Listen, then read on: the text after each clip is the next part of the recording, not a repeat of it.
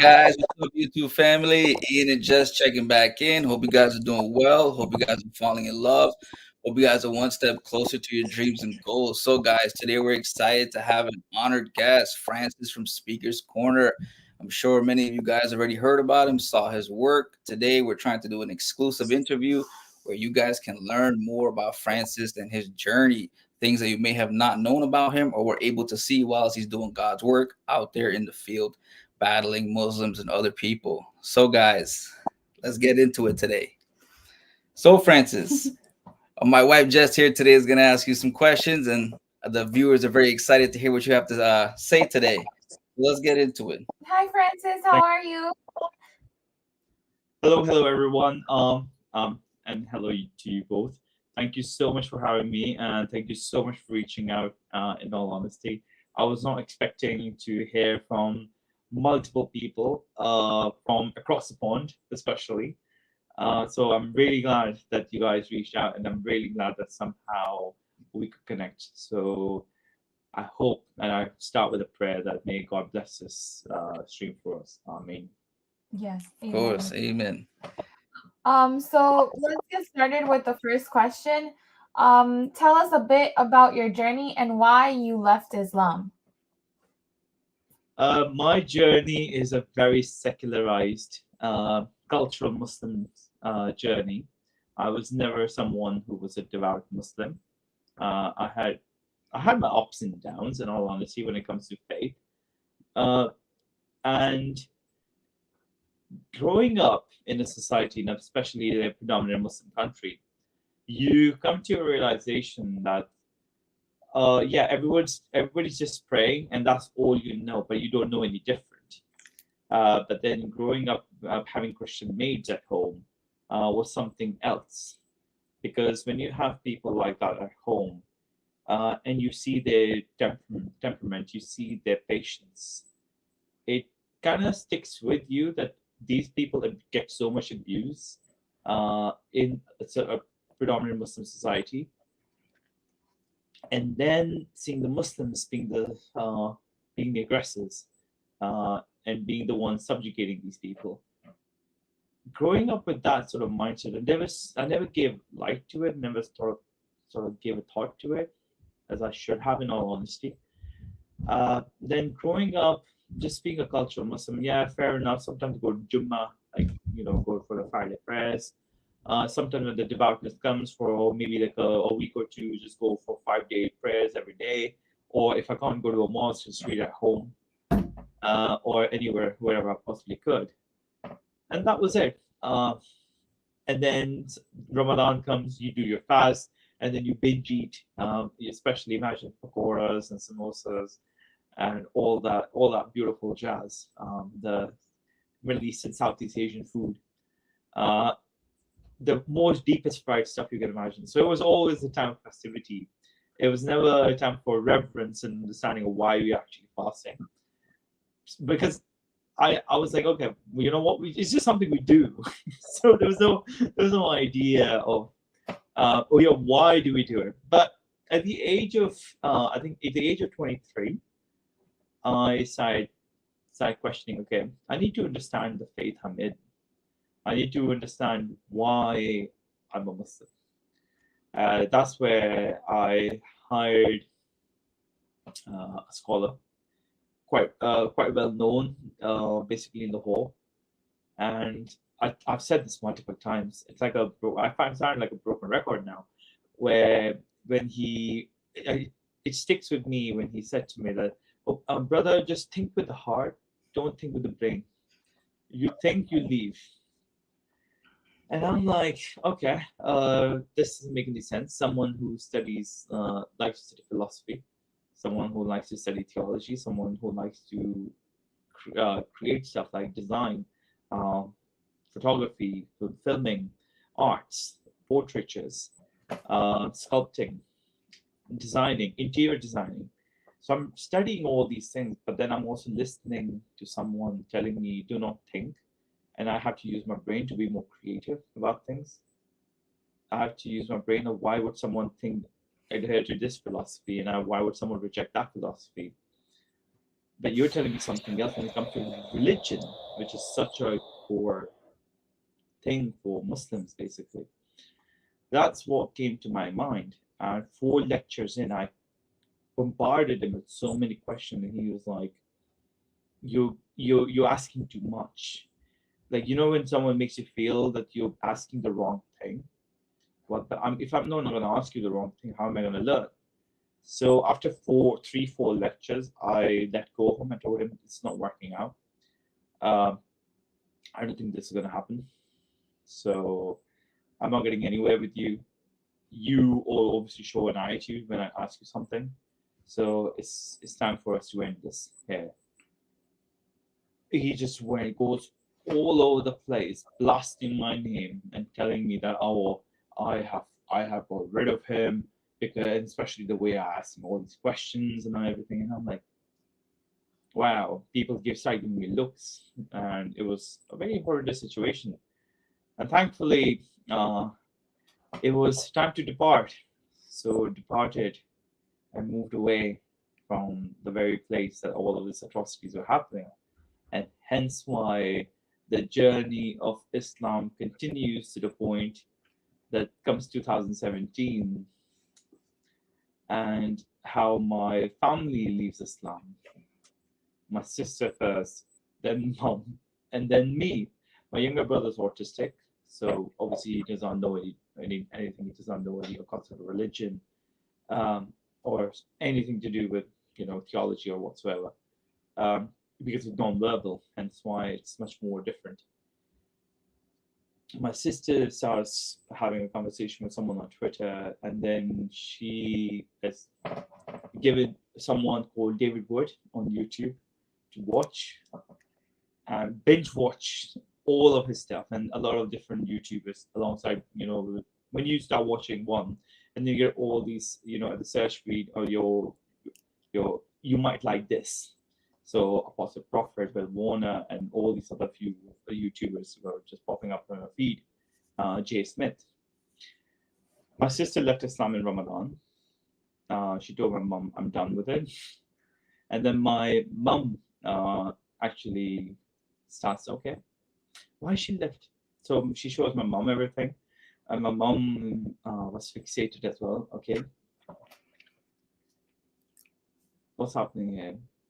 Couple of days in, and my mom and my sister started having a conversation, and even my mom left. She was like, I can't resonate with this. This is stupid. Like, no offense to Muslims, but you know what I mean. Like, for someone, because she's like me. She sculpts. She's a painter. She's like into a lot of her designs and everything. So yeah, and especially having such an artistic and philosophical mind doesn't help. And then my mom invites me over and showcases. She doesn't tell me anything. Like, I'm completely, without touch. Like, I have no idea what's happening, because I've been going to the mosque. I'm trying to learn in the UK and everything, but it doesn't really help. Because even in UK, when you ask questions, you get frowned upon. Somehow you asking the wrong thing, and I'm like, okay, that's a bit strange. Like, being asked the wrong thing. How did that work out? So just believe, brother. Just believe, brother. When you're listening to this constantly, it's like just time comes and you give up. You know what? It's not getting anywhere. And then when I speak to my mom and she shows me these YouTubers, David Wood I think it was fixated me to watching this polemicist, who David Wood basically is. His demeanor and his taking the mick out of everything. I start watching, and in 2 hours, I'm getting all these sources, informations, and I'm tallying all of this alongside with what he's showing me. Okay, shows me the source, I go to that source. He shows me the source, and I go to that source. He shows me this source, and I go. 2 hours, I'm doing this. In 2 hours, in a blink of an eye, I was like, this is something I can't agree with. That's it. So yeah, I think a lot of people do not realize how quick it all happened, but I'm very happy that it happened. So that was a. I'm sorry, it was a long-winded answer, but I just wanted to give in context to all the viewers on the other side of the pond.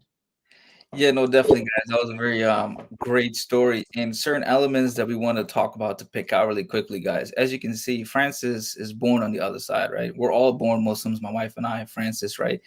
And what's interesting is about what he was saying is that you guys must understand in the West, when you read or you watch certain videos, it's very different when you're born into that environment and cultural aspects, right?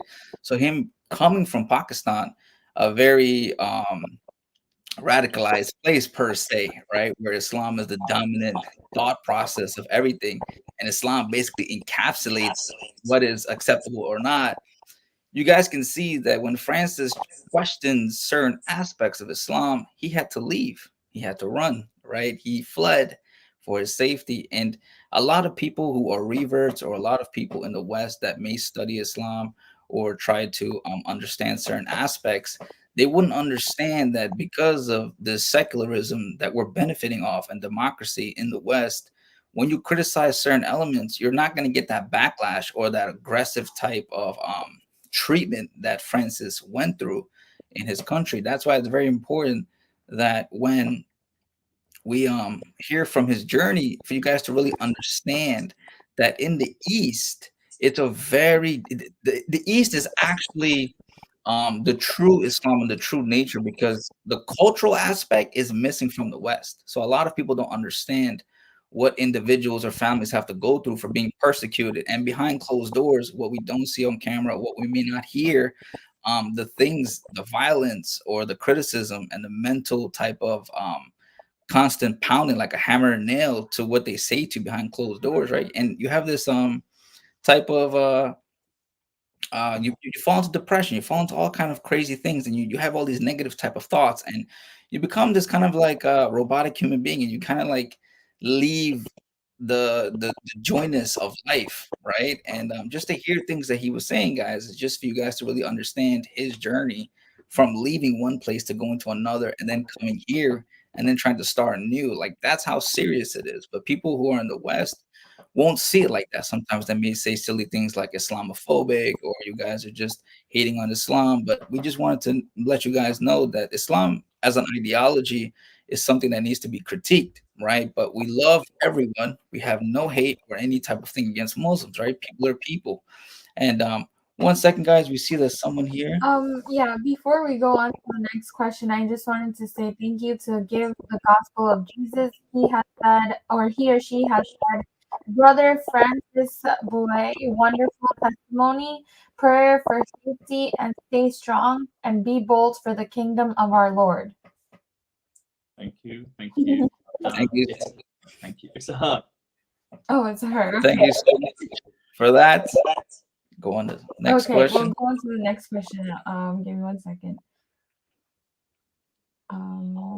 So yeah, guys, pretty well before my wife says the next question, feel free if you have any questions or anything like that you'd like to ask Francis or us, feel free to drop it in the text box.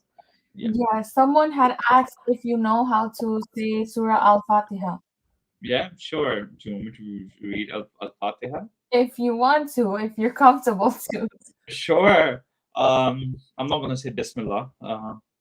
Even though in Arab Allah, God.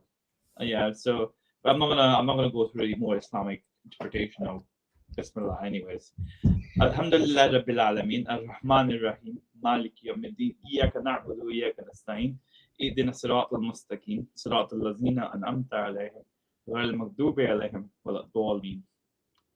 There's not going to be Amin for me. Because I'm sorry, I've fallen off Surat al-Mustaqim, yeah? Yeah. Okay, so the second question is that you stated that caring for children was your priority. So like how did that affect you when you found out about the atrocities of Islam? For example, like Prophet Muhammad's marriage to Aisha at 6 and the Quran allowing marriage to prepubescent children. Someone who was a sexual abuse survivor myself, as a child. It's same age as Aisha, basically, from 6 to 8, 9 years old. leading up to like maybe sometimes 10, I saw, when you read that the first time, it shakes you to the core, basically, because you have entire belief and the faith based upon this man who's supposed to be the man of God, prophet, who is the, like he, Khatam al-Nabi, so he's the end, the seal of all the prophets. And you completely have so much regard for him growing up, and you put him on a complete pedestal. Don't question anything about him whatsoever. Being a Salafi Sunni, so literalist, and especially very much followers of Sunnah. Even though I was a devout, not a devout Muslim, but at the end of the day, I still regarded him somewhat respectable, someone to look up to and understand and act, reenact like him in everything that I do, possibly, even though sometimes alcohol was something that happens in Pakistan, everyone knows. So yeah, when I used to work with a lot of sexual abuse survivors, and I used to help a lot of people who are survivors, basically, of these atrocities. Sometimes they were children that I used to work with, and sometimes it were adults. I'm still in touch with some people when it comes to the survivors, the abuse survivors. That's what my thing was, basically help them out, give them some sort of confidence, give them a different understanding of life, because they see life because when you're a survivor, you are someone who can be easily manipulated because you lack a lot of discernment sometimes, because mentally it affects you for life, emotionally it affects you, physically it affects you, even your sexuality is affected because of all of this. There's so much to this one particular abuse. So when coming to the point of working with people like that, trying to understand them, trying to build a confidence in them to begin with, and then knowing that the very own prophet of Islam was someone like that marrying a 6-year-old, and then listening to that first time, the world swept beneath my feet. At that very time, I was out of words. I was in shock, horror, and I went searching deeper and deeper. I'm like, this can't be true. Like in those 2 hours, I went to every source I could possibly get. Sunnah.com, Islam Q&A. Just go for any website that I can possibly go into. Someone say that this is wrong. This is not the right thing. But then comes in Surah 65 verse 4. I'm like, what's happening here? Like, okay, Muhammad did this. Then I understand, okay, him being the moral example for mankind till the end of times. Then coming to the point of understanding, okay, maybe because he's a sinner, but as a sinner, this is an example for us where, okay, he's a sinner. This is not something we would do, but he still some of the things that he's done can be morally acceptable, and the morally can be an example for us. But then the question of surah comes in, Surah Talaq, where the decreed upon, this is the word by Allah. How is God allowing this? God knows us inside out, right? God knows how things can happen to us and how it can affect us. A child, you're talking about a child here. That was something, that was the end of everything for me. And I was like, I went ballistic. I went to an abusive mode. Those 2 hours was atrocious, and I think I've never felt that disgusted in my life that I did at that very moment in 2017. I felt like spewing up. I had a really bad stomachache Like, you know, when you feel when you something is wrong and you have that nervous aches everywhere, that's what happened to me. This can't be happening. But this can't be happening again and again. And then I went up to my mom and I said, Mom, is this true?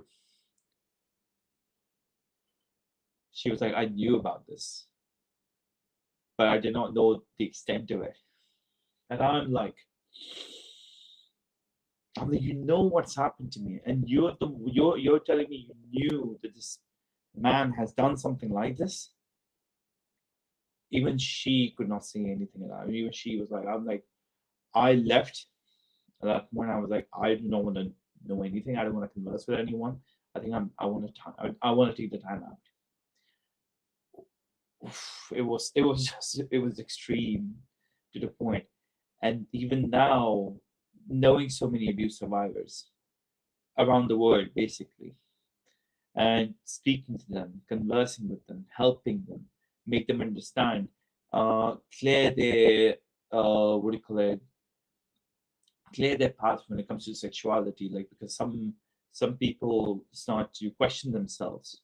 So I put myself, after learning all of this, after leaving and just taking my time out, I started looking into more things about how Aisha's actions after that, because the one action has been done to her, there's going to be a chain reaction after that.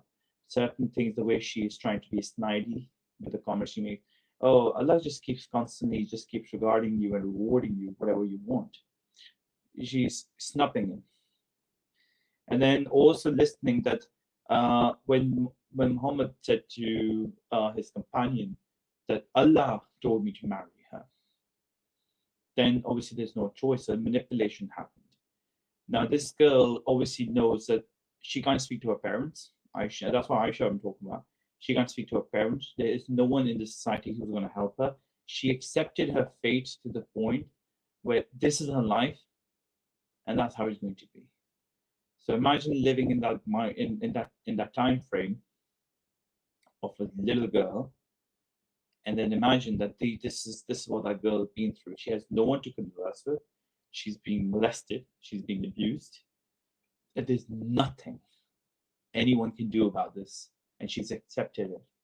And then we see stuff like she's scraping the semen stains off. We're literally seeing like some man sleeping and having her some sort of cloth, and then she's just saying that he had nocturnal emission on this. Like as a child, where's your mind going? What's happening with all of this? This is way too extreme for someone like that at that age needs to handle or know. So that's why I started looking into her character. I started looking into as many hadiths that are out there for me to listen to understand. And this is where I was like, wow, okay, what's happening? Now there's abuse. There is I'm seeing patterns of an abuse. I'm seeing someone accepting all of this. And then here I am, 2017, thinking of a 7th century girl. So that was very haunting and daunting, which is why I think now also working with survivors, no, sorry, worked with survivors, because unfortunately not currently. Even though I have contacts that I keep in touch with, but that's more of voluntary help rather than paying a paid job or something. So imagine that's the issue when you see all of this. It really takes a toll on you, especially the sort of work that I used to do. It wasn't like some sort of like a full-on full-time job. It was more of a, like NGOs and some certain private organizations that I used to work with. Try to look for a full-time job still, but this is something that I used to do to, earn the money and living somehow. So yeah, not easy answer, but it's what it is. So Yeah, guys, thank you for that answer, Francis. So, a couple of recap elements here, guys. First things first, what Francis does out there in Speaker's Corner in London is very powerful, right? Because Islam has so many aspects that we talk about. But as we spoke about, we don't need to get comprehensive about something as simple as a 51-year-old man marrying a 6-year-old girl, right? And the very mind boggling, baffling aspects about this is that, like Francis mentioned, some people may say, hey, look, let's put the hadith aside, right? Because some people may or may not believe it, even though it's sahih, meaning it's authentic. The issue comes down to the divine revelation of Muslims of chapter 65 tells you that you can marry prepubescent children. And the issue is that tags along with the fact that Muhammad gets exclusive sex rights where he can marry as many women as he wants to. He don't have to pay the dowry and all these type of things. And then you have another aspect, which is where Muhammad is allowed to marry his adopt a son's wife, right? And you start to think like, what does this have to do with guidance of humanity? How come Muhammad gets so many privileges, right? How many exclusive sex rights and all of these things that seem so contrary to being a moral being? And like Francis said, that when you look at Muhammad becoming, he's coming 600 years after Jesus Christ. What happens is you have Jesus Christ, who is this perfect, virtuous, highest moral standard being you could possibly have, right? And then 600 years later, you have this person that comes and he is a pure sinner. And he is supposed to be the last messenger. He's supposed to be this moral example. And the issue is, besides the many aspects that we could talk about, specifically here, we're narrowing it down to child marriage. The issue is what he did has now put many Muslims in the limelight of thinking that having child brides is okay because the person who we believe is the last true messenger of God done it, right? So you cannot contest that or refute that because who the moral example becomes is who they're going to follow. So if we as Christians are going to follow Jesus Christ, it is going to lead us to the most divine perfection that we could possibly strive to be. It will it will force us to become more pure and moral being, even though we're not perfect, right? But when you look at a person like Muhammad and we read about the things that he have done besides the hadiths or Quranic verses, it starts to make us have a leeway, a gray area where we think certain things are acceptable. And I've seen some people say that being a Muslim actually leads you in the right path versus Christianity, where you're allowed to do whatever you want to, because Jesus died for your sin. And this is a complete ridiculous statement, right? So they believe what Christ had done on the cross allows human beings to go ahead and do all kind of monstrosities in society, which is not true at all. But we're not going to talk about that right now. But when it comes to Muhammad, you're allowed to marry 4 wives. You're allowed to marry children. And furthermore, when we on the topic of children, guys, the Quran does not specify age, right? And it becomes a contract, yes, but also the Quran does not specify the consummation period. That is a very, very great area, and it's a disgusting area. My wife actually wanted to say this. She said this before about how why Muhammad didn't marry her or take her as a daughter. He never had to touch that girl. It's not about the fact that if we give it to you and say, okay, he married a 6-year-old, no problem. Why did your prophet have to touch that girl? He already had 11 wives. He had sex slaves. He sold sex slaves. In the Quran, there's ayah, a verse that specifically says that when Hafsa came home, she found Muhammad was cheating with the housemaid Miriam. This is in the Quran, right? When you roll down to the tafsir to Al Jalalain, and you kind of see that this guy is a lustful, greedy, thieving warlord. And the very key thing, too, guys, for us to understand is this is who he is in his true nature. Because when Muhammad married Khadijah, Muhammad was nothing. Khadijah was this rich, powerful woman. But notice something, guys, something very key you have to pay attention to. When he married Khadijah, did he ever have a second wife? Did he ever do anything that we see him do after her death? She would have never allowed that. Furthermore, Khadijah's father didn't even want her to marry Muhammad, right? But the point of the story is we see that once Khadijah was eliminated from the picture, her empire and wealth transferred to Muhammad, and his true identity was revealed, where he is a quote unquote pedophile. He's a lustful man. He wants many women. He wants slaves. He wants power. You know, he wants to rob caravans and say this is the will of Allah, and Allah needs war booty. Why are these things in the Quran, right? And bringing it back to what Francis is doing, we think that it's very powerful that him just sticking on that one aspect of asking people in the park, in society, online, how can you sit here and be able to praise someone? Because Muhammad's name is the praised one. It's what it means, right? You're praising this guy. How can you be comfortable knowing that he married a 6-year-old, consummated her at 9? And in one of the hadiths, it specifically says at the age of 9, she believes that that is when a girl becomes a woman, because this cognitive dissonance, this trauma, like Francis said, that he had a traumatic experience. He deals with traumatized people. He's very experienced in this, right? And the insane part is that she now is a child. Guys, when she was a child, she was playing with dolls, right? If you pay attention to the hadiths, she was playing with dolls. She was on the swings with her friend. And, her parents just throw on makeup. And yes, you want to say something? Yeah, so this person AF asked, did he sleep with her when she was 9? Yes, AF, he did.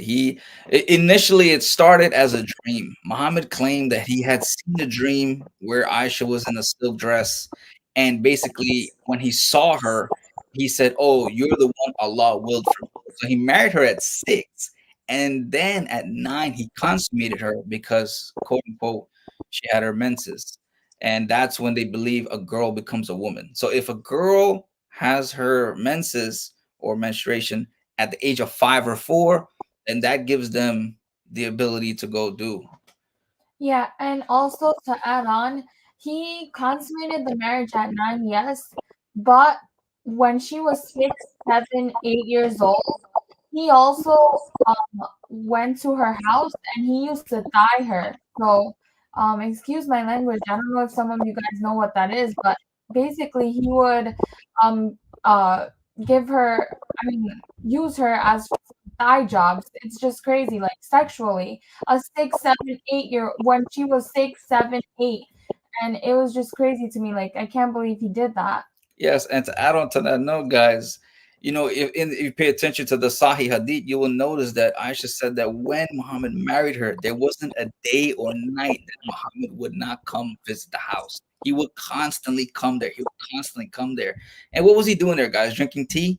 It's his wife. And if you pay attention to the biggest Islamic website, I think it's called Islam.org. I don't remember, but Yeah. they have all these type of articles where Muslims will ask what is permissible or not. And one of the things that were asked is, if I marry a child bride, can I thigh her, or can I please myself without doing intercourse per se?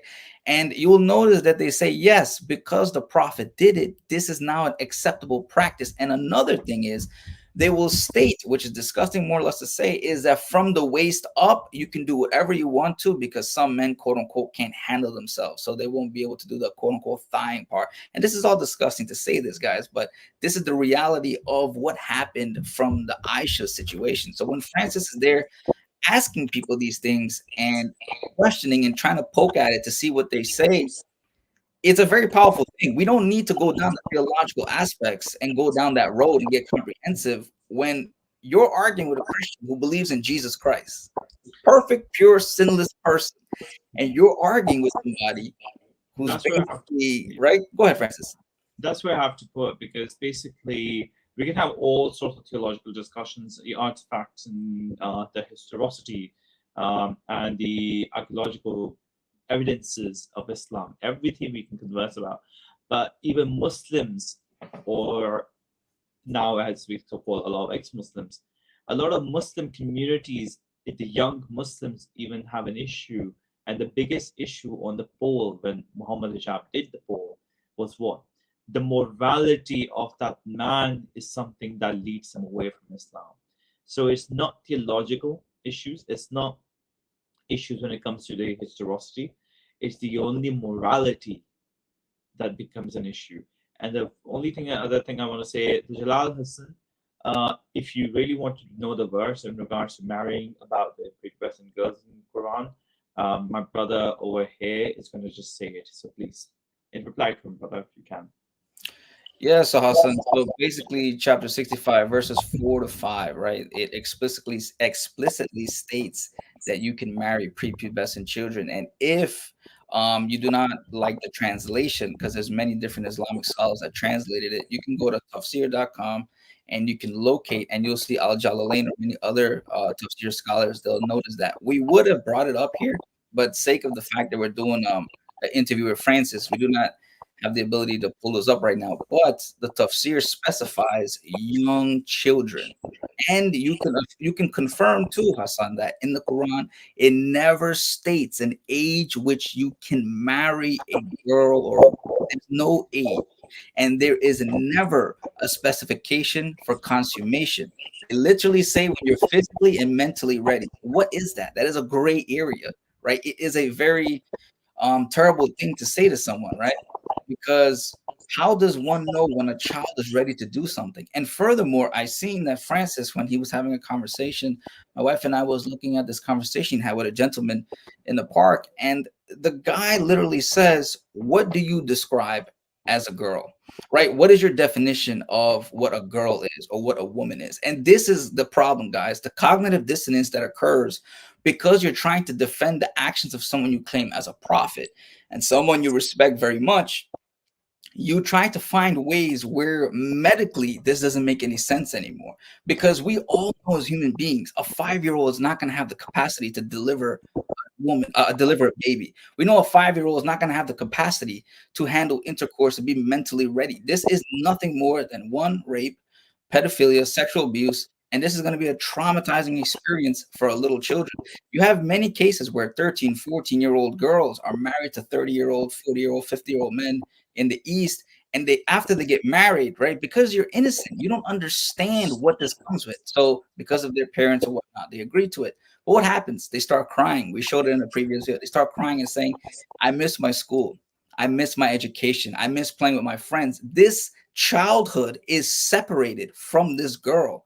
And it becomes where a grown man is now making her like slave, house servant, and a sex slave. And this destroys the mentality of a woman, and she does not have any individualism anymore. She doesn't have any ability to live life and experience love with her husband, right? This contractual marriage, this barbaric practice that's been enlisted by this outdated thing that Muhammad did and this Quranic verses have put so much strain on society. And it's ironic too, because the brother and Francis and I and my wife, we spoke about this, which is where you have certain countries, like let's say Malaysia, for example, or another country, they will update the age where it becomes legal for one to marry a girl, but it's contradicting the practices of the prophet and the Quranic verse.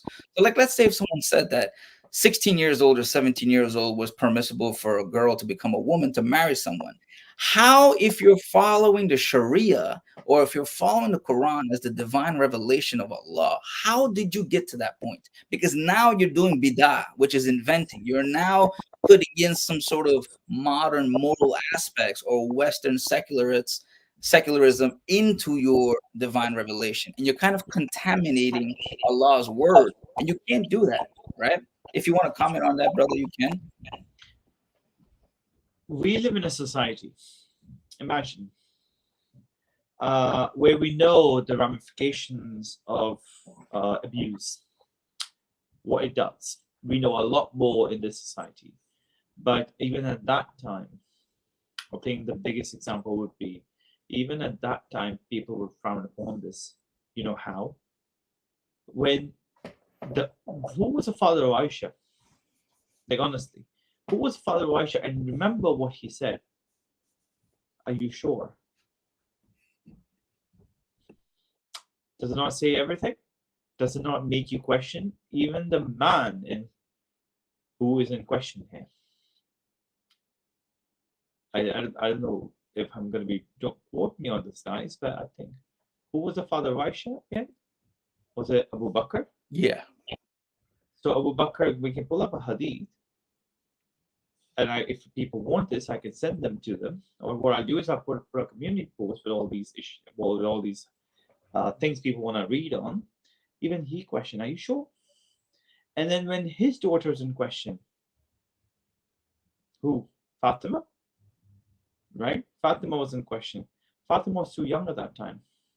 Did Muhammad say no to because she's too young? Now just look. Sorry.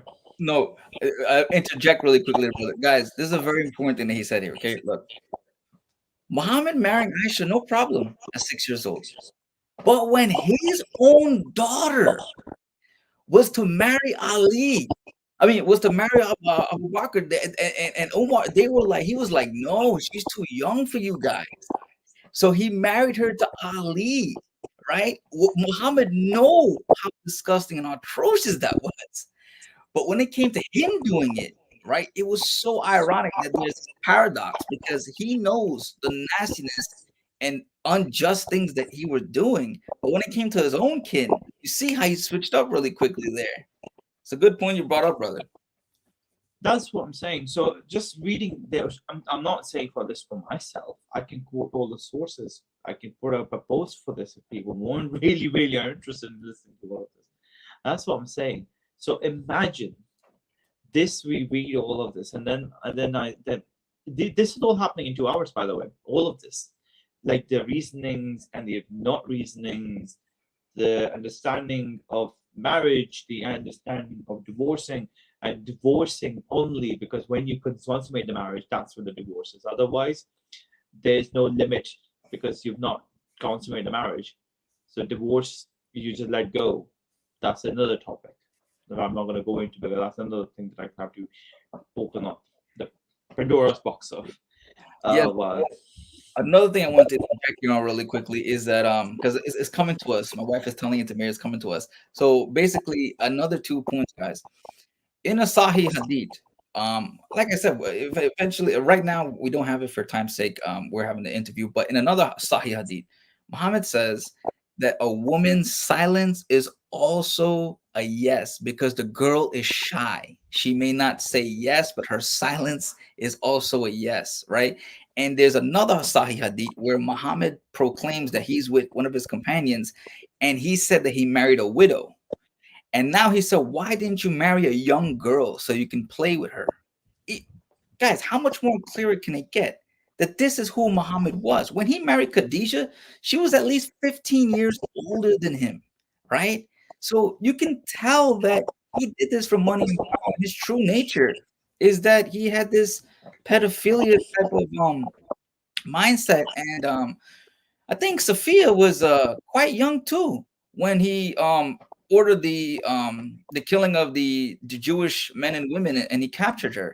And guys, another thing just to touch on it, even though it's straying a little bit away from the minor situation, you guys have Muslims that are defending the fact that his marriage to Sophia was okay. Guys, literally, any person would have common sense to realize that he went into the tribe, he ordered the killing of more than 700 Jews. This woman's husband is killed. All of the children, everybody's killed, and they're captured. Whatever's captured the women and children. How can he marry this girl and think and consummate her in the same night and think that that was not rape? You murdered her husband. You killed her family. You destroyed her village. You stole her camel. You stole the loot. And she's supposed to marry you in good faith. And then you're going to consummate her in the same night. We always say this that marriage in Islam is nothing more than halal fornication or halal prostitution, just like muta. It's an excuse, right? Because one thing that my wife and I talked about was very disgusting is that, guys, if a woman divorces a man, besides the fact that woman divorcing a man is harder than a man because all he has to say is talak, talak, talak, talak, and he's divorced with her. If she wants to come back to that man, she has to have sex with another man, then she can come to her husband. This sounds godly to you? This sounds godly to you? How does this make any sense? The Quran is a sex book, guys, from Muhammad. But yes, we just wanted to say that. If you want to say something, brother. Beautiful put, brother. This is where I say, and thank you so much, everyone on the chat. Sujin from Nepal, God bless you, brother. Thank you so much for being here. Everyone on the chat, Shiza, Bob, and all the other people, thank you so much. This is the thing. I try to converse with people. I try to make them understand. I get I get gazillions of reasonings why Muhammad did this and why he married her. The reasons that I get from Muslims is because uh, like this is newest reason that I ever heard. He married her. Now this is a good Muslim. He's very respectful with the conversation, but the idea is still horrendous. Even though he's a respectable gentleman himself who wouldn't do such a thing. But imagine the conversation, the way it's going. No disrespect to him, but his views definitely disrespecting them. You're telling me he married her because when you marry someone that young, like now if he married her now because a child can absorb everything quickly, so he wanted to ingrain her full in the faith to make her know everything, so she become the mother of all believers. Like, you can do that to a daughter, right? You can do that to adopt. I know Islam doesn't allow adoption and stuff, but you do so because it doesn't allow adoption. That's why he had to marry her, because he obviously married his own adopted son's wife, so adoption was cancelled. I'm like, even then, he could teach that young girl everything he wanted to without marrying her. He could have set example differently. But then even you're telling me all of this. And then the other reasons again. Yeah, it happened because at those times, your King James did this as well. Your this people did this, and I'm like, you're comparing Muhammad to some actual king or queen or some sort of a Tom, Dick, and Harry. Are you serious? Is that how you're gonna de-repute your own prophet? That shuts him up. So imagine have the responses for everything, and then I ask him a simple question. If that happens to your daughter,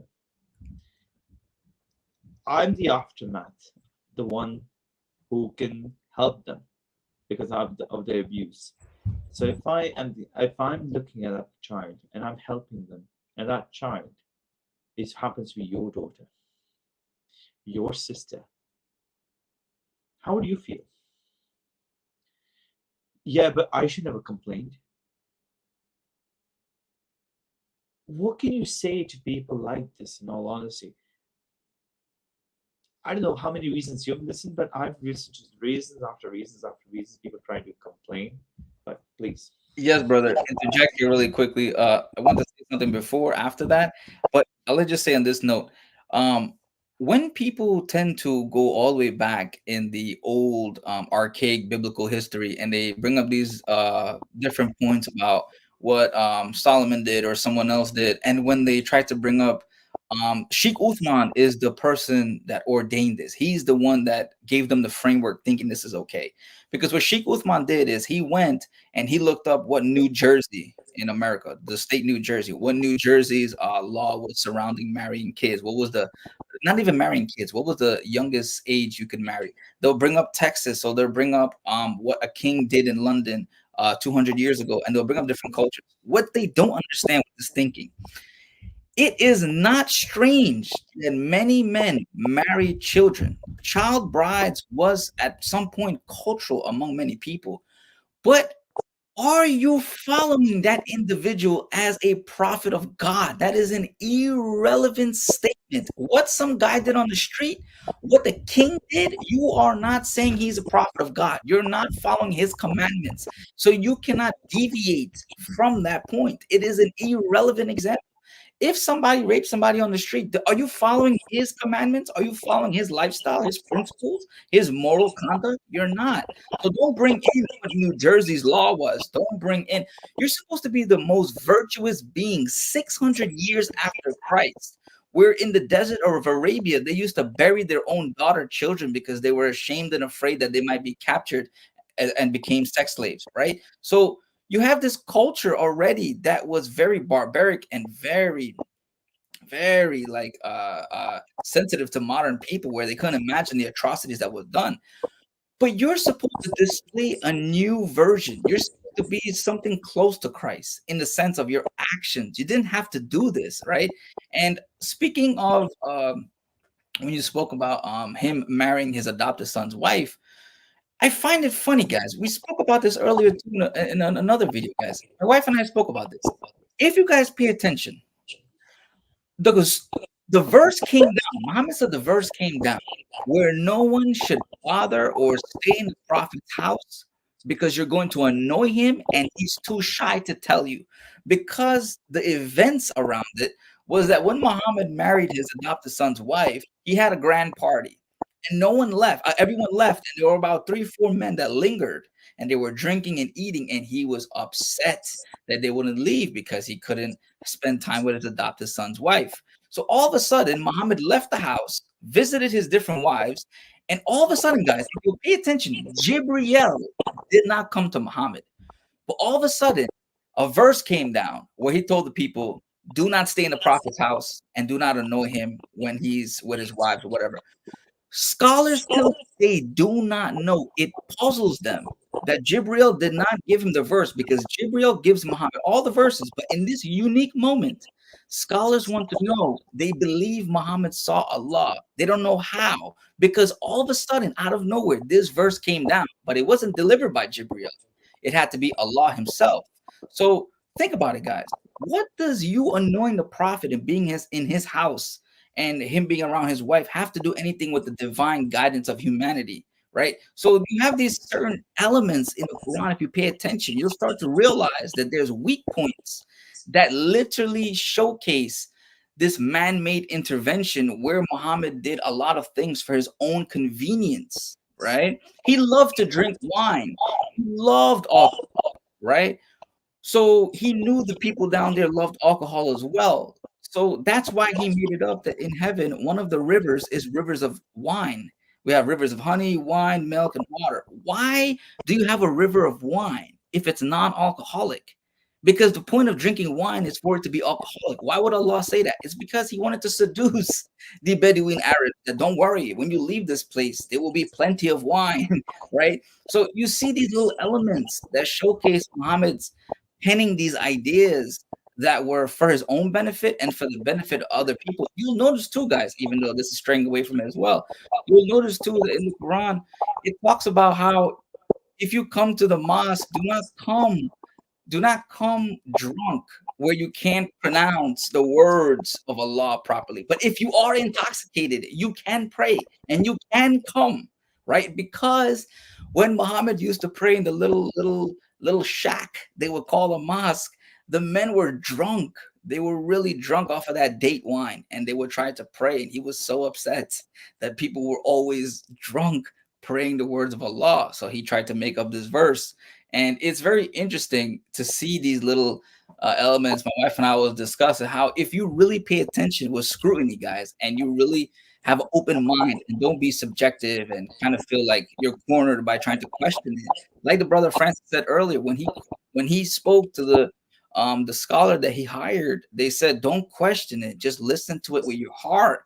He started to get backlash, right? Because to question it, you start to realize, hey, this don't make any sense, right? This is more of a manly type of uh enjoyment that's going on here, more than God giving divine wisdom to people. A lot of people, unfortunately, do say, like Islam has some like understanding, some sort of a guidance for people. I'm like, yeah, okay. I understand when it comes to the obedience, militaristic obedience is there, okay. But even in that obedience, who are you obedient to? What sort of a person you're obedient to?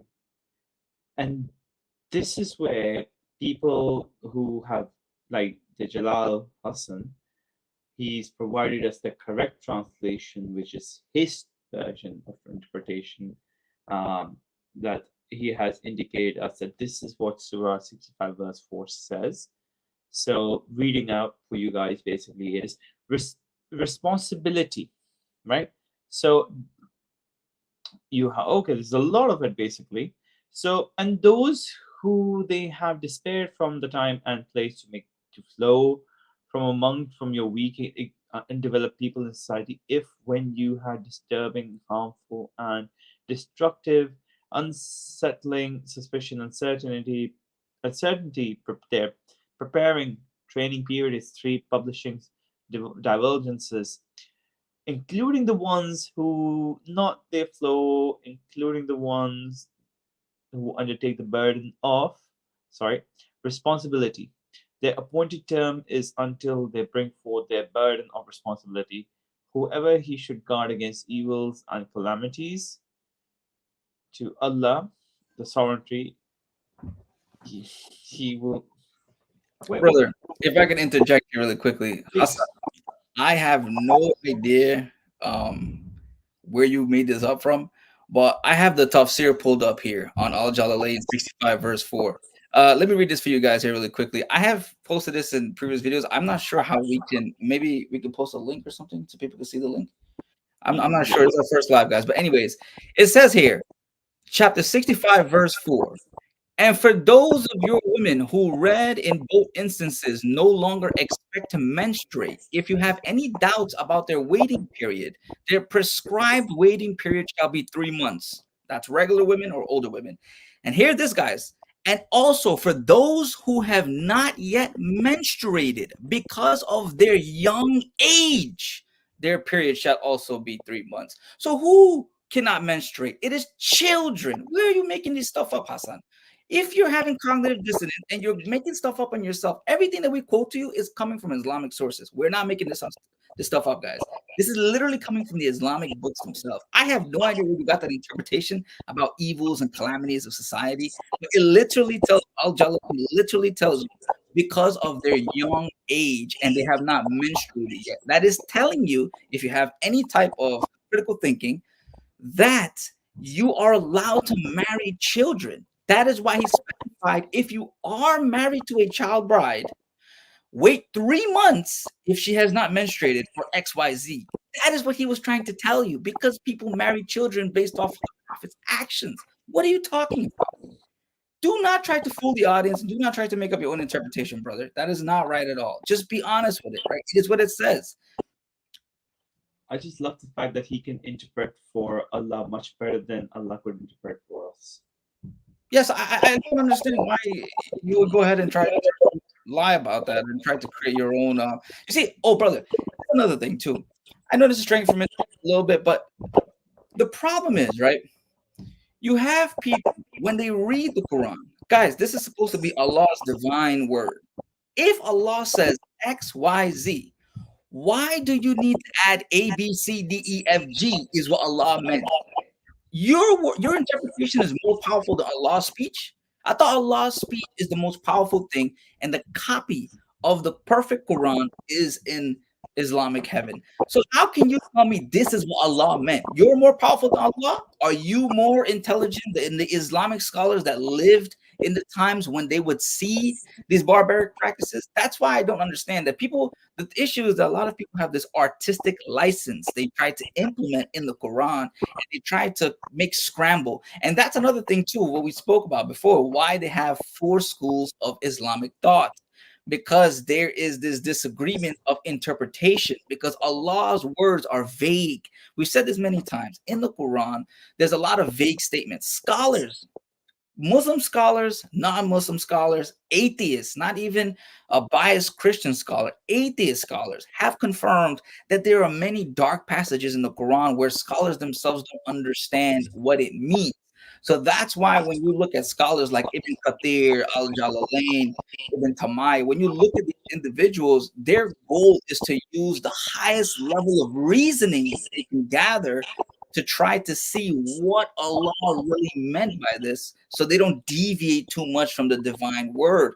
But a lot of modern Muslims, what they're doing is they're using the artistic license and abusing it by trying to create meanings that was not said there, right? And they kind of like some of them start to like say these hadiths are lies or the hadith's been corrupted. Well, you don't have any religion anymore if you say these type of things, right?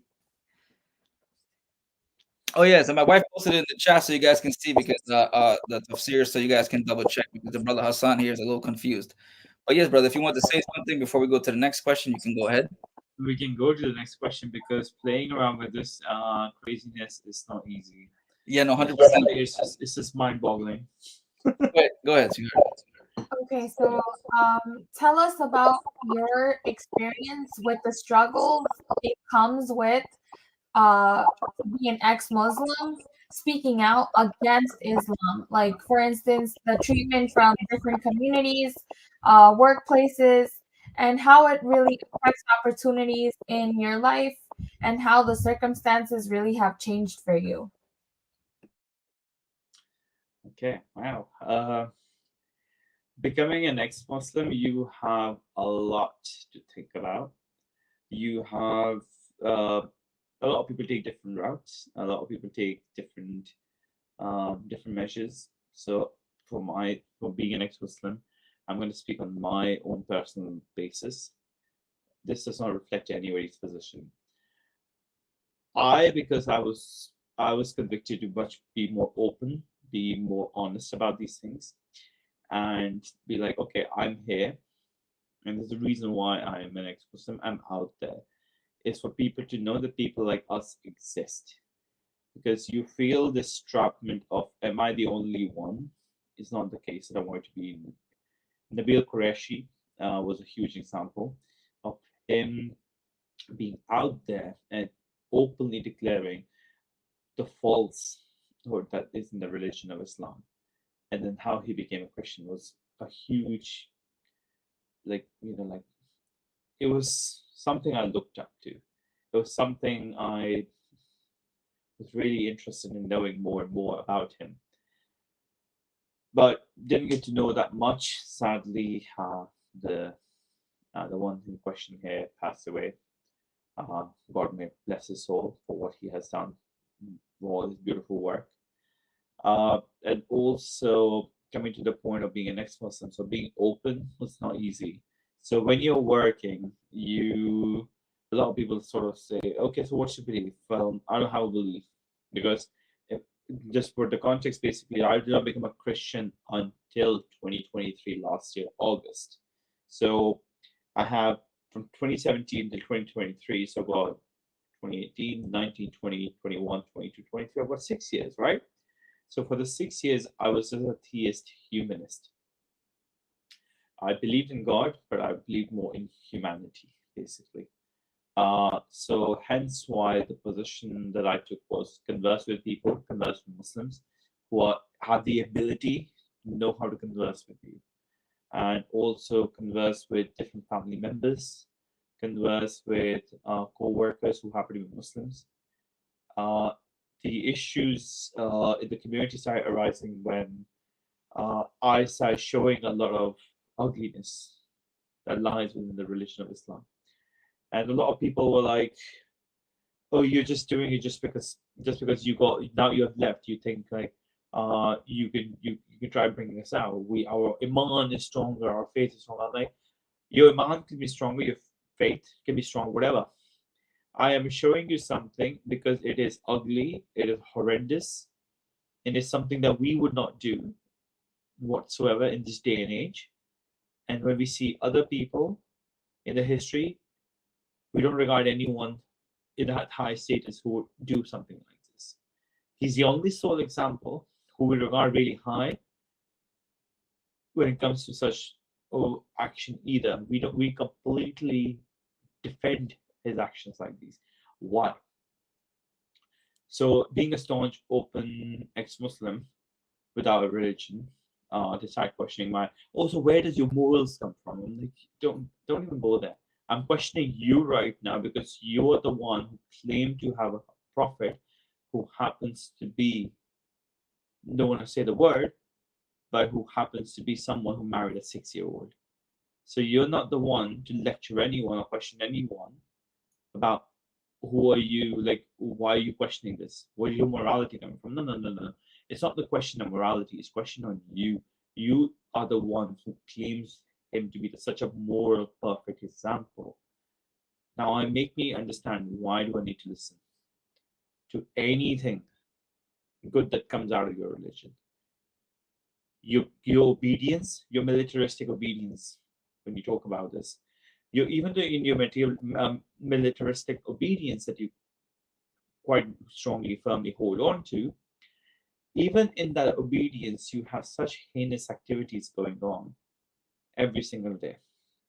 You are abusing other people when you read your salat. You are saying that everyone is held down apart from you. You are the morally and the perfect being, the most superior beings on the face of the planet. What claim do you have?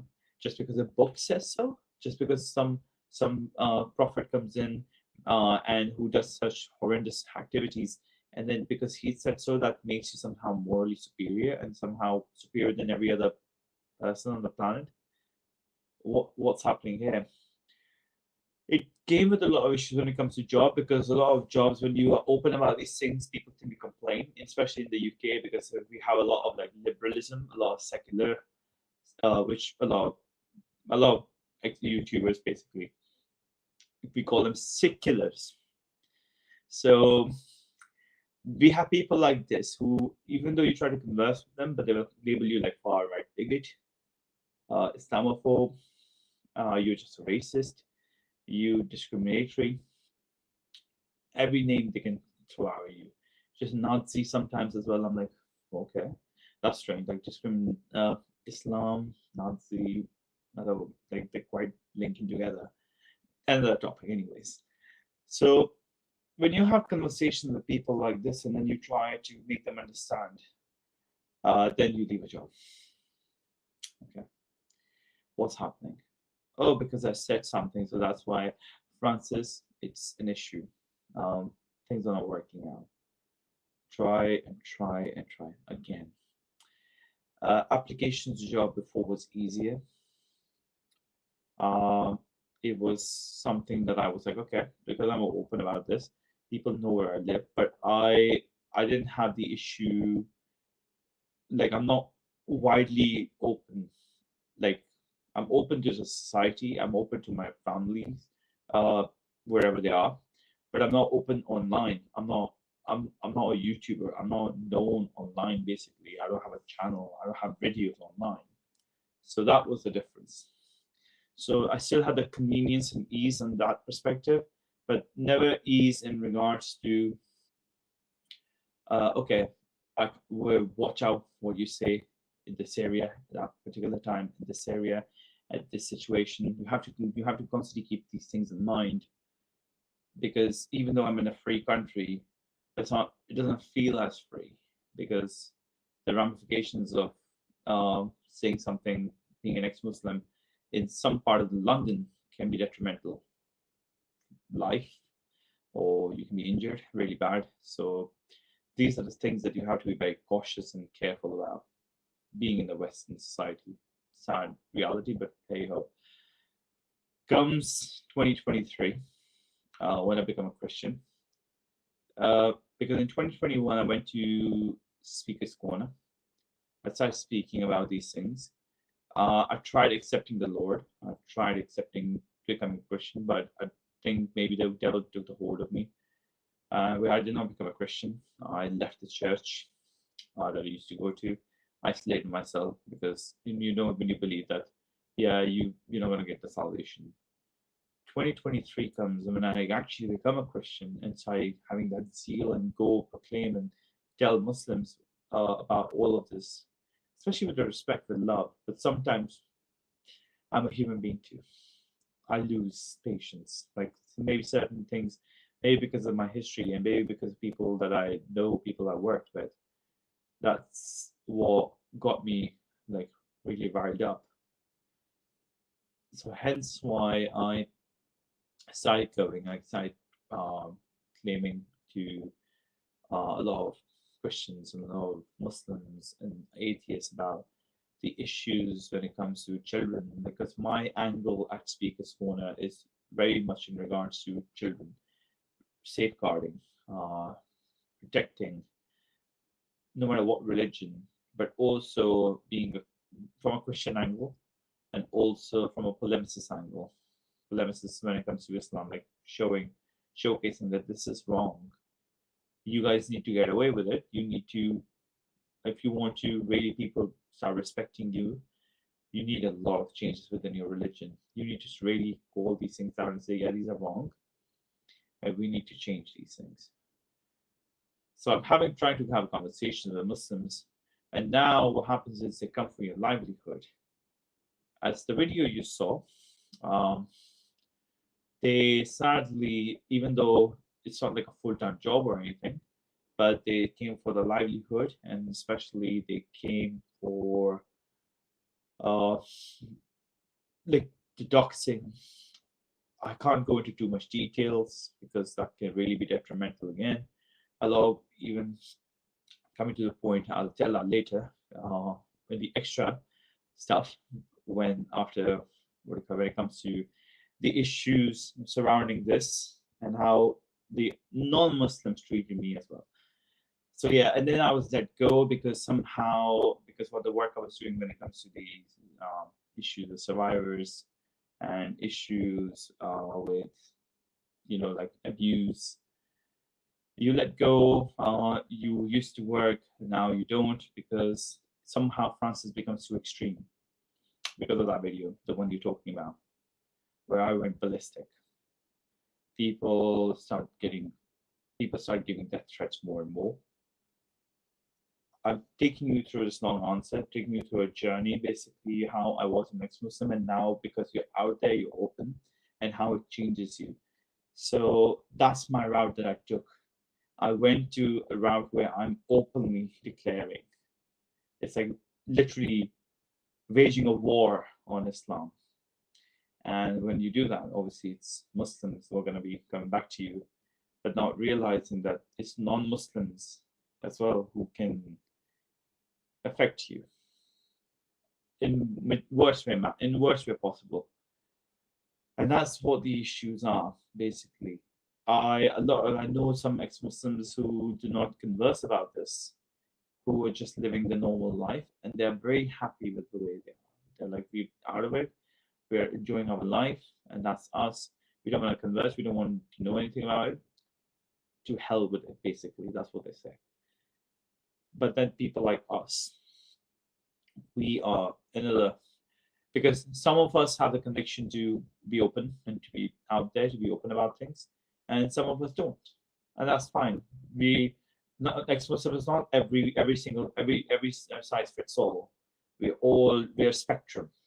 We have spectrum of ideas, spectrum of understanding, spectrum of differences, even the spectrum of our the way we were in Islam. That's what that says. That speaks volumes, right? Hence why we all have different experiences.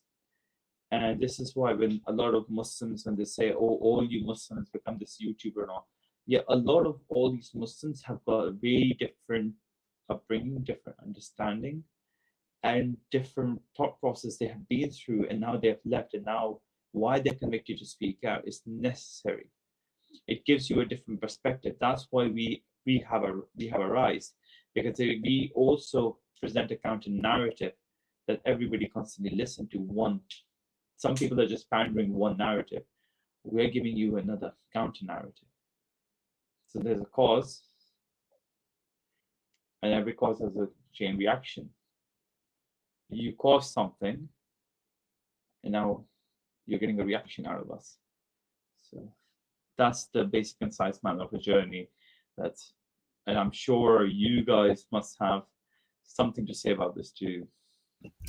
Oh yeah, no, definitely, brother. Guys, it's lovely to hear the behind the scenes with Francis. The struggles and all the type of things that this comes with that he has chosen to do in the name of the Lord, right?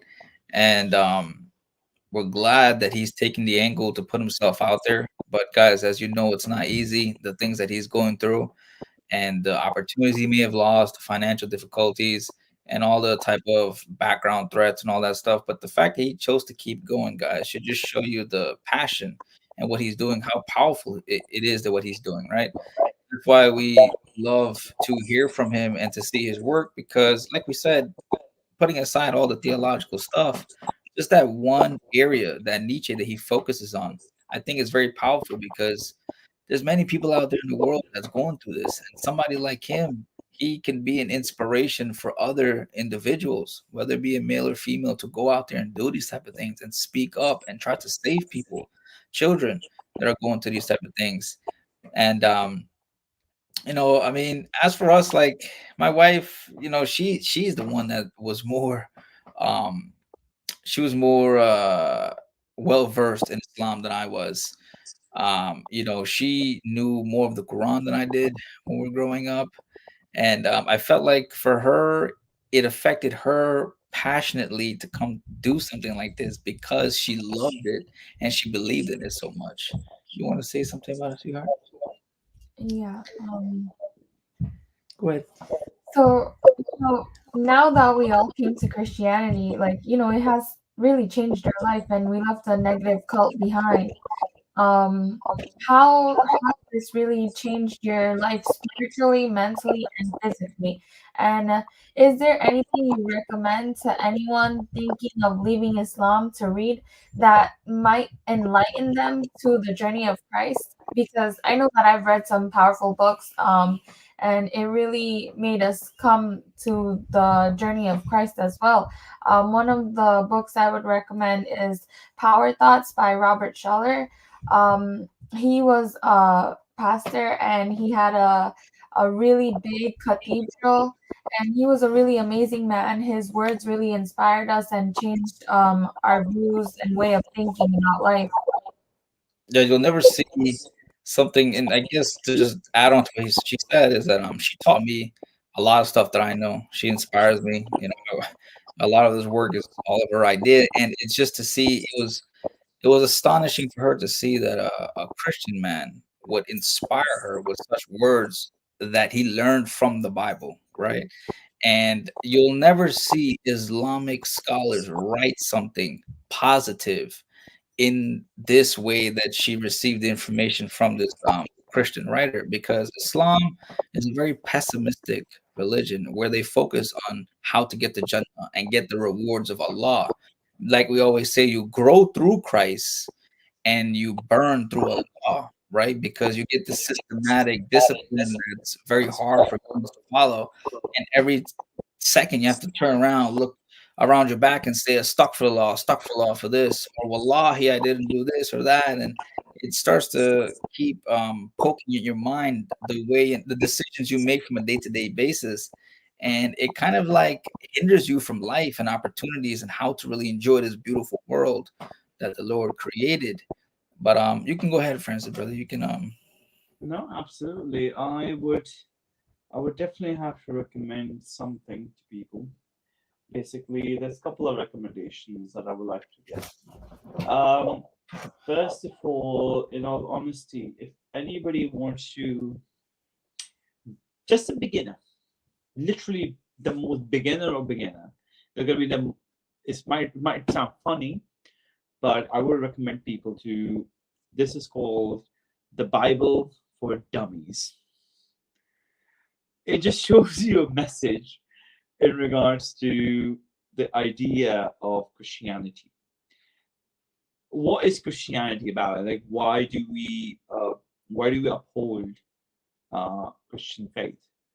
Saying that become a Christian comes with persecution. A lot of people will be deterred from that. But do we not know that every single one of us who has been through so much in our life, this is what has made us who we are today? Like Saint Paul says that uh, your sorry, like your when you go through tough times and when you're persecuted, um, you come to the point of, okay, acceptance. Okay, this is happening.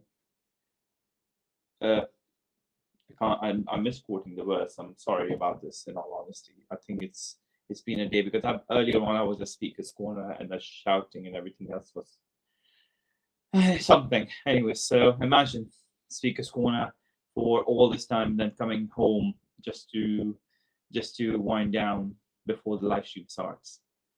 So perseverance builds character. So when we persevere, when we go through a difficult time, it builds our character. And then the character is what we have, where we are now, builds hope from something. And that hope is in Christ. That's what St. Paul means. So even, or every single person who might be a theist or might be an atheist, we all know our hard times build us who we are. They make us who we are. Resilience that we get, because when it happens again, we don't feel that bad, do we? Like imagine being a Christian now. When I come back from Speaker's Corner, I have to watch my back. Okay, how I'm coming home, I have to change different routes. I have to take different, take different routes in order to come back home. So I know no one's following me. I have to think about these things. I can't go to places like East London because now people recognize. I can't go to like Ilford Lane, which is a full Pakistani area, Upton Park, West London or South London. I have to avoid these areas because it can be detrimental. So I have to think about these things. It's a lot of people say, yeah, but why you brought this upon yourself, right? Some people would say that too. But I'm doing this for who? Like just my core messages. The reason that I'm doing is to allow people to know that I follow a true living God who completely said, blessed are the peacemakers, for they'll be called children of God. They persecuted me first, so make sure, like imagine him making sure they will persecute you too. For my name's sake, you'll be abused. So imagine all of these concepts when we see the beauty and the love that God has for us. People associating, some people talk to me about the association of evil with God. I'm like when the sin came to the flesh and they were cast out, it was a sin committed in flesh, right? It's our fleshly desires that make us commit sin. It's not, nothing is associated with God when it comes to the ugliness or when it comes to bad. We can't associate anything bad with God. We can associate only good with God. We don't believe in some sort of a predestinationistic idea or predeterminism. Like Islam, 40 days in the womb, the angel somehow goes inside through the birth canal of a woman. Imagine that, and writing down whether it's going to be a male or a female. Okay, everything is written about them, and that's it. Everything's done. So, and even then Allah telling them pigs, monkeys, or donkeys, or whatever. Like that doesn't make any sense, right? It's just all I'm trying to encapsulate all of these topics within one, just to give everyone a broader message that Christianity brings you a lot of calm, a lot of serenity, because you have if anybody wants to read, I would recommend everyone to read Beatitudes. Just Google the Beatitudes, literally, or Google the Sermon of the Mount. This is why I'm saying, just imagine that, read that, and then you read this. Imagine reading Quran and then allowing a God allowing child marriages, and then reading the point, do not offend these children. It would be better for you to cast a noose around your neck and tie it to the heaviest stone and cast yourself to the deepest ocean. I don't want to go literalistic in the wording, but imagine this. You can imagine. I'll leave that to your imagination. Just imagine doing that. And this is what it says. If you dare offend this child. Now imagine such a beauty of God. Like it's already mentioning that this the worst thing you can do is would be better for you to end yourself before you even go to that point. So imagine that. This is the love that God has for children. For unless you're childlike in your faith, you should not inherit the kingdom of heaven. Because you need innocence, you need the love. Because as a child, a lot of people say, "Oh, so you want us to become just feel completely innocent? That's why you Christians call us to be all innocent because your God doesn't want you to think too much because children don't think too much." I'm like, no, that's not the case.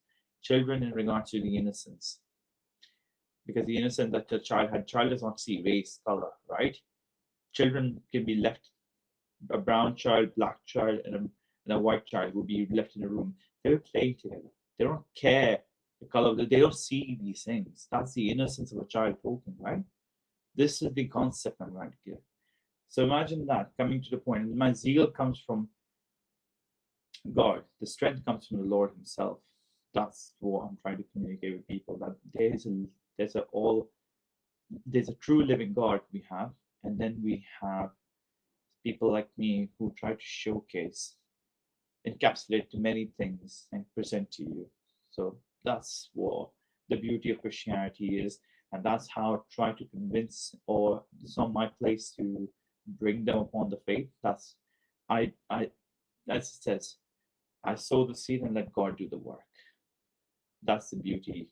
So you just by your examples you show, not because of my mere words, show them by my actions they can see. So they don't they when they like it's the worst, right?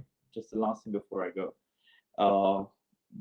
Sorry to finish this rant or sort of conversation in a way of this question.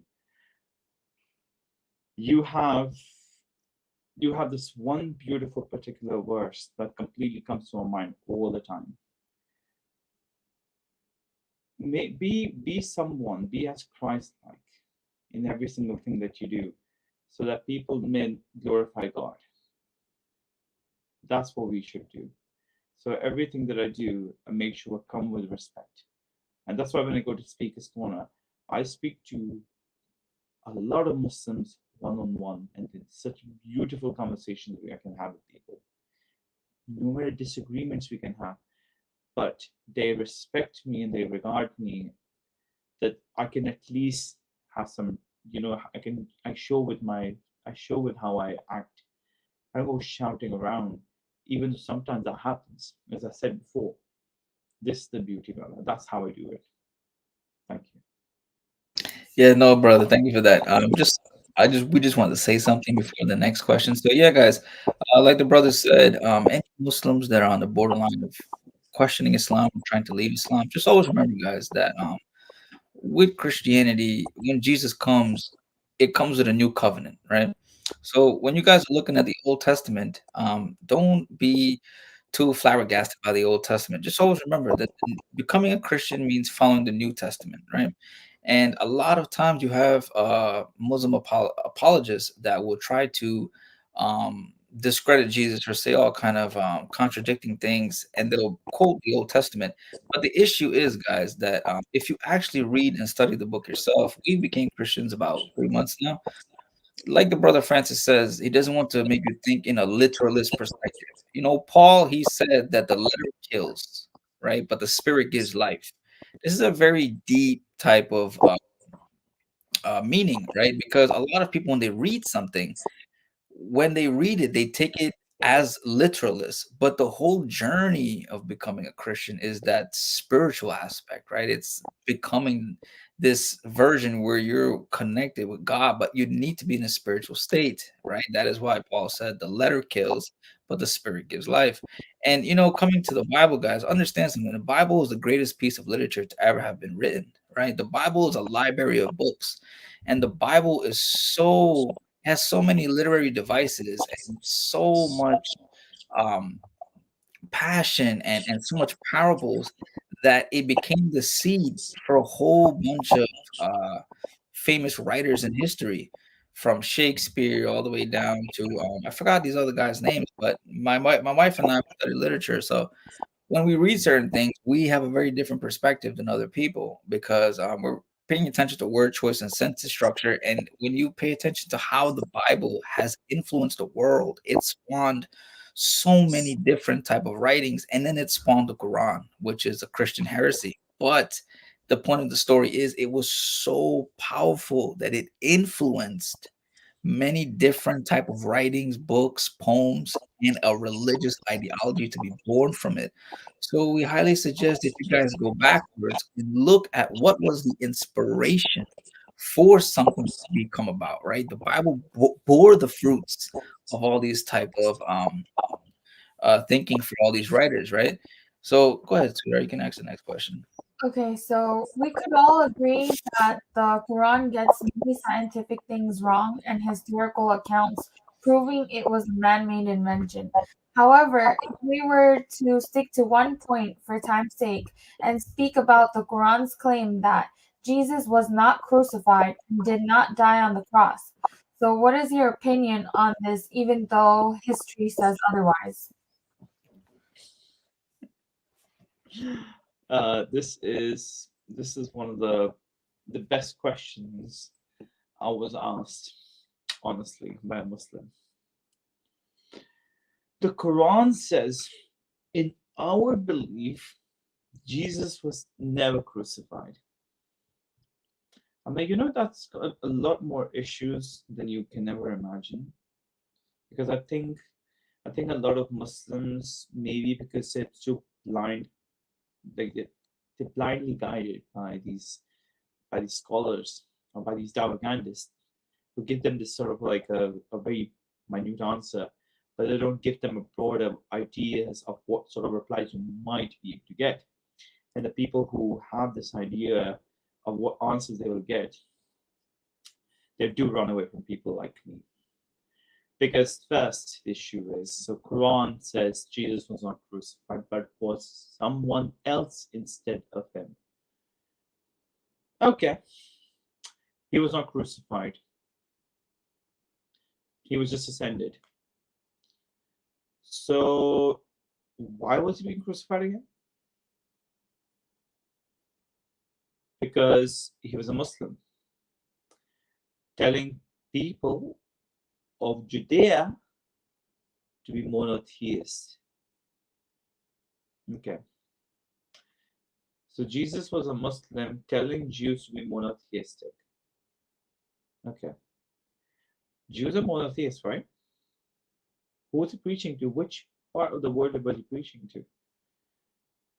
Huge error.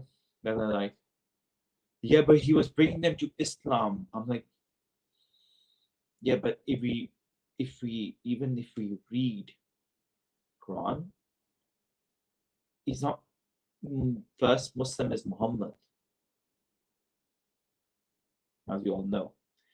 So what's he changing about the Jews? Like, where is that? Can I know? Can I see all of that?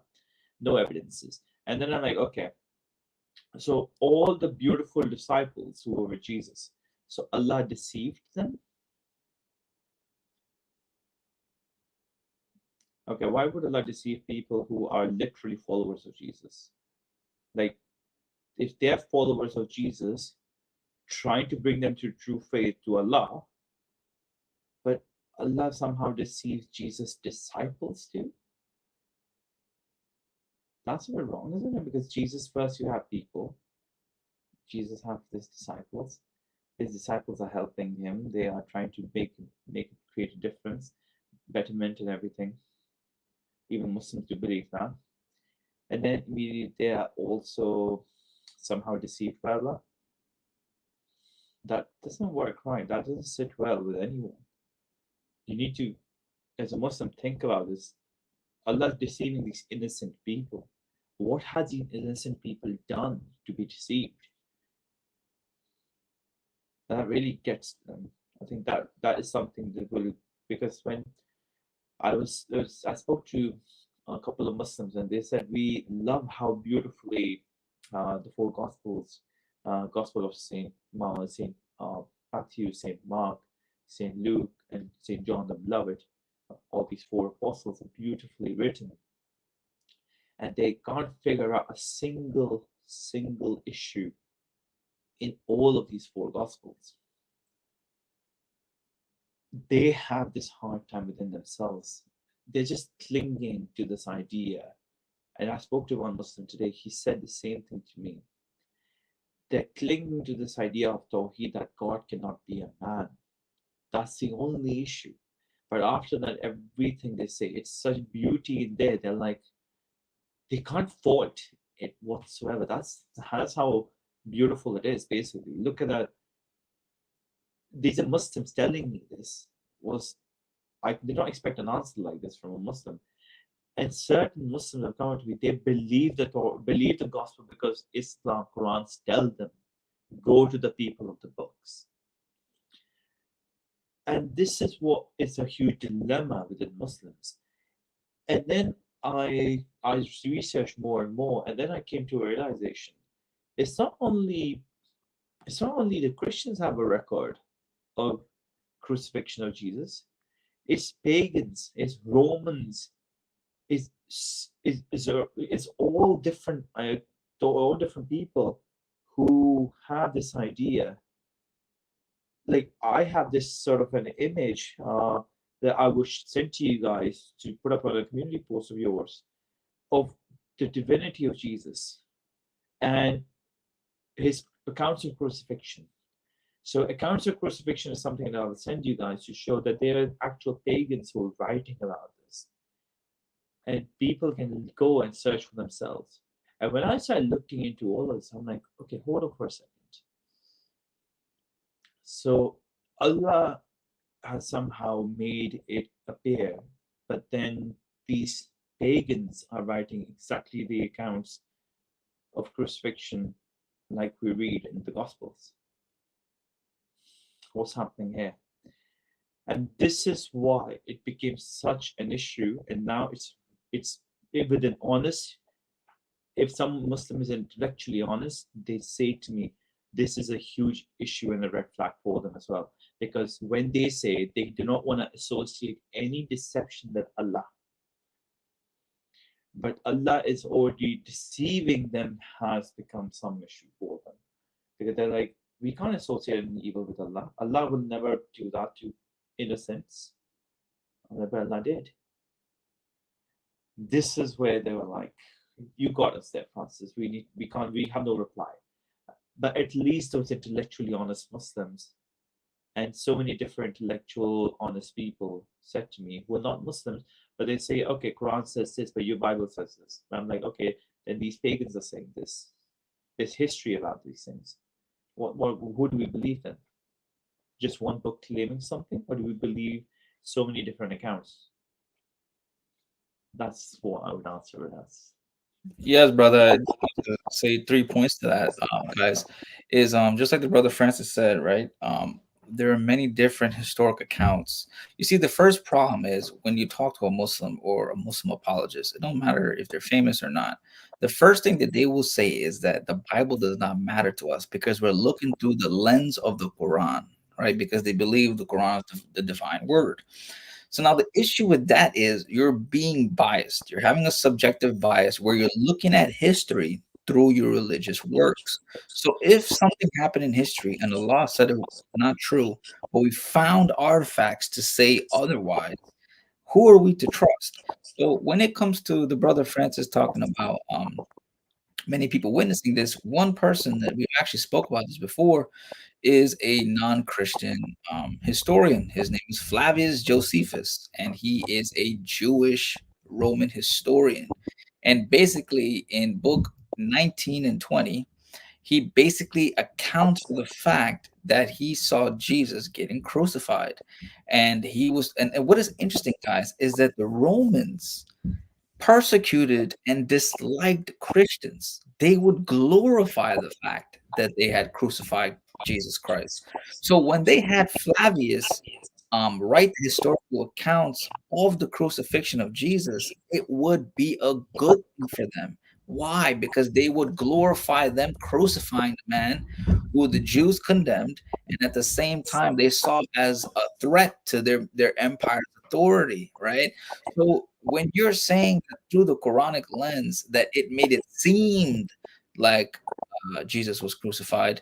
This is a big error because too many non-Christian sources have confirmed that they have witnessed the execution, crucifixion, sorry, of Jesus Christ.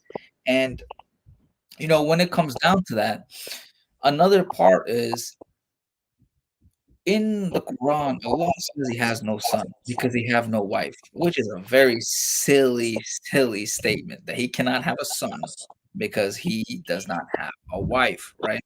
We see in the Quran that Allah is limitless. And the most ironic thing is when Muhammad would copy the biblical corpus and put it into the Quran, the one thing I find very strange is that he kept something the same, which was that Jesus could raise the dead, heal the sick, blow life into a clay bird, and do a lot of miracles, which only God could do. And at the same time, according to Islam, Jesus was never killed and Allah saved him.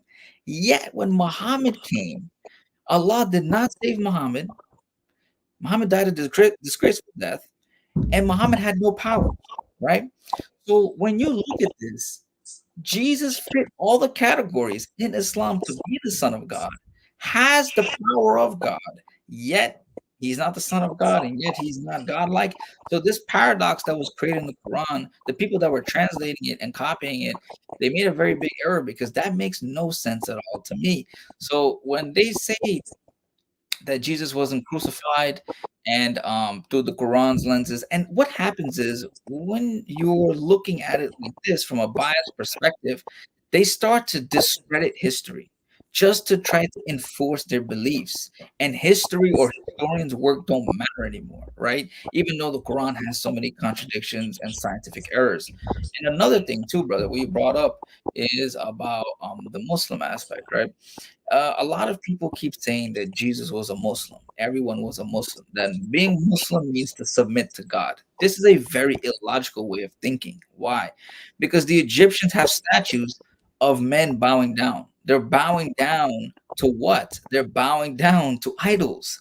So if people are bowing down to idols and they're submitting themselves to God, God being a title, not the true God, what are you trying to say? That every pagan was a Muslim too? Everyone's a pagan? Everyone's a Muslim? That is a very erroneous way of thinking, right? And another thing is to be a Muslim does not mean to submit to God. This is an actually a modern type of thinking.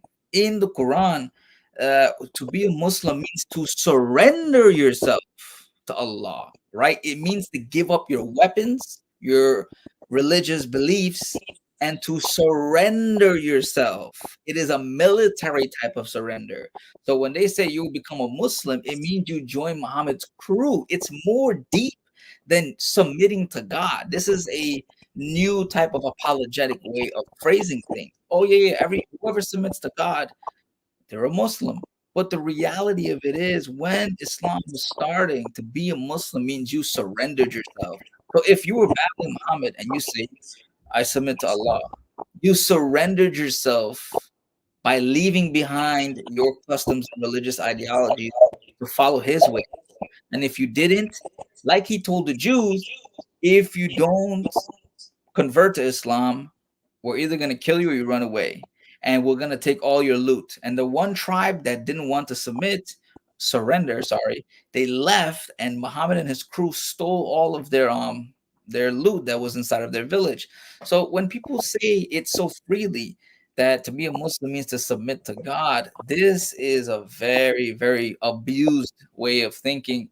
And like I said, if someone another thing too, when we talk about monotheism, a lot of things that people get wrong is that polytheism means worshiping many gods. Well, if we have 100 statues, let's take the Kaaba a long time ago. There was 360 idols. So if there's 360 idols, and out of the 360, you chose to worship one. Monotheism means to worship one. So because you now stop worshiping 360 idols but worship one idol, you're now a monotheistic religion because you worship one God, not many gods. So this notion that Islam is a monotheistic religion, what they don't understand is that yes, you do worship one God, but you worship Hubal, the moon god, under the pretense that it is Yahweh. And I said this, but my wife and I have talked about this before. Allah was a name used a long time ago. They said Allah had three daughters. They associated Allah with Hubal, the moon god, and Akbar too, which when they say Allah Akbar, right? Allah Akbar, right? When they say that, Akbar was actually also associated with this moon god deity. And the issue is Allah is not a new term when Muhammad said worship Allah. Allah was abused before Muhammad's time to pagan deities. So now Muhammad rearranged the word and attached it, replaced it with Yahweh in the biblical corpus, and now said Allah is the God of the Abrahamic religion. This is what people don't understand. They're not using critical thinking and actually realizing that what these words mean, like we said before, when Paul says the letter kills, right, and the spirit gives life. If they really had the Holy Spirit in them, they would understand and realize that this makes no sense. And these words on the surface level kind of like shields you and lies and gives this misinterpretation of what things really mean. But yeah, I just want to say that on the short note. We're coming to the 2 hour mark, so we'll ask Brother Francis the last question. I know you guys have been listening to us for a while, so maybe next time we can get in deep with certain other aspects. But go ahead, 2 hours. You can say the last one. Yeah, so to wrap it up, what is your message to all the Muslims thinking Islam is the truth, and to the Muslims thinking about leaving Islam but are afraid to?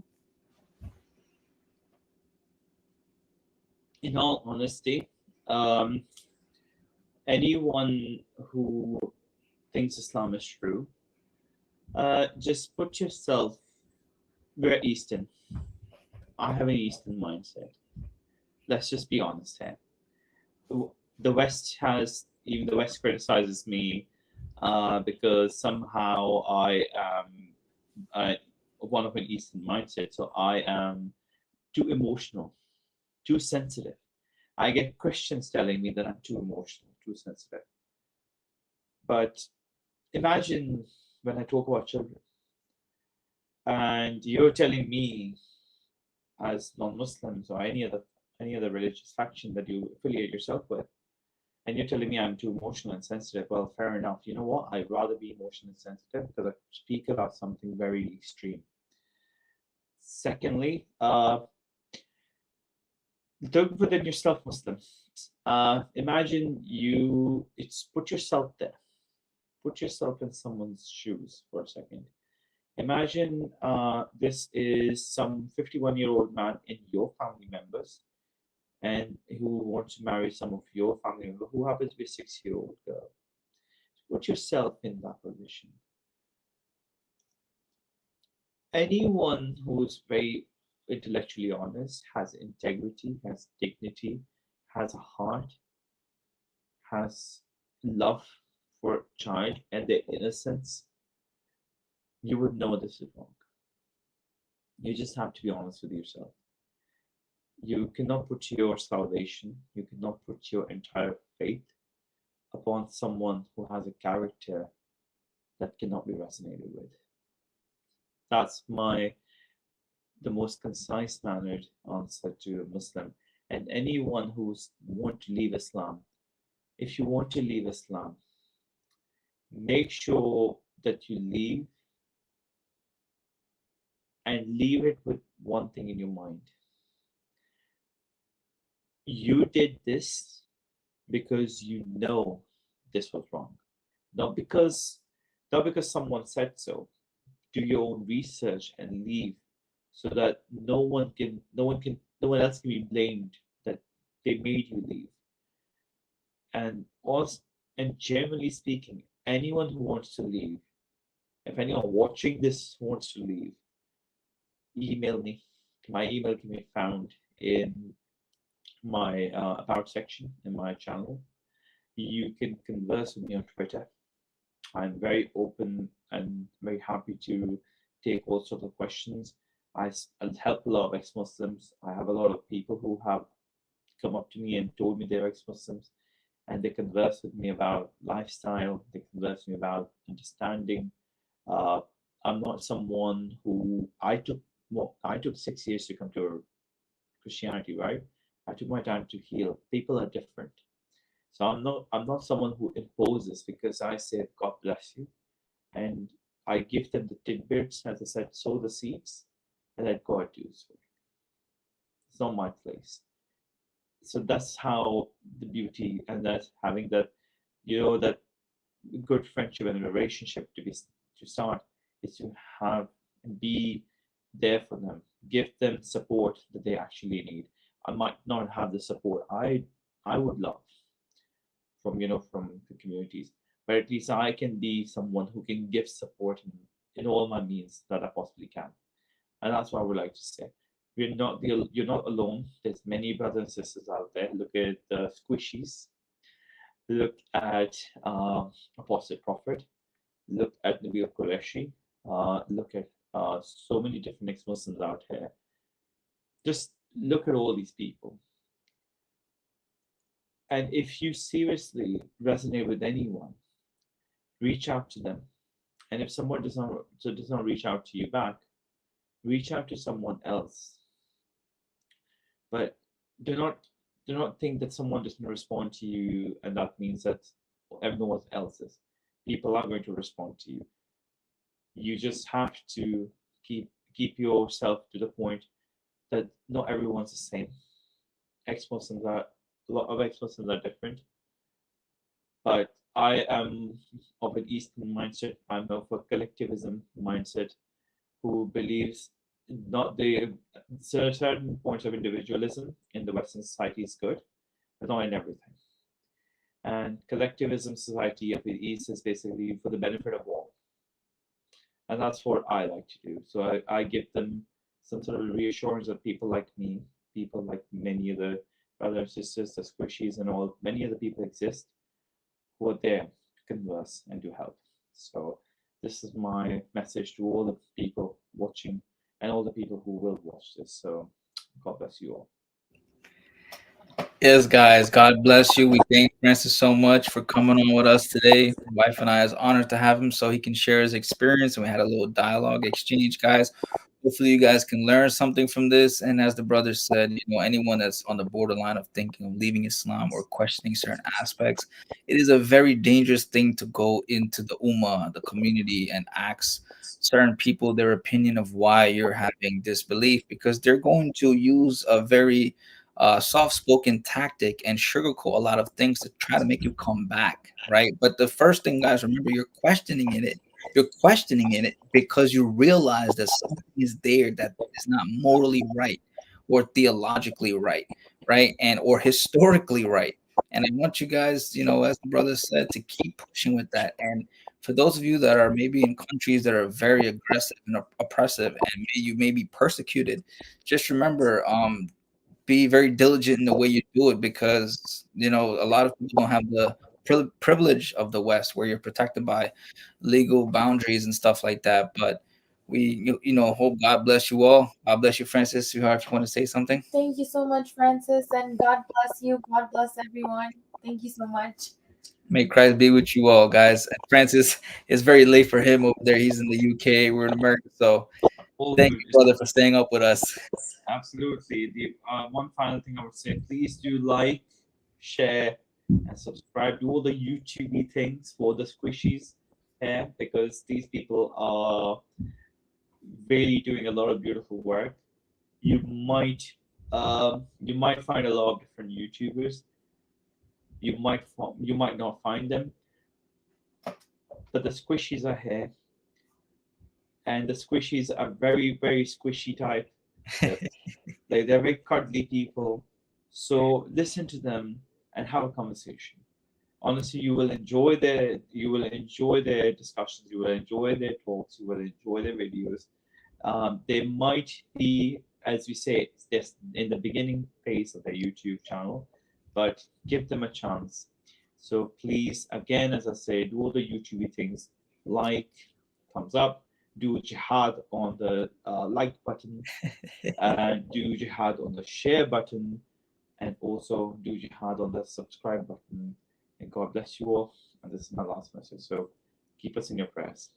Yes, guys, take care. Please, if you haven't checked Francis' channel out or seen his work, please like, share, subscribe, and check his friend's channel out. We have linked it here on the tag too for you guys to see. Take care, guys. Good night, Francis. Bye, guys. Bye, guys.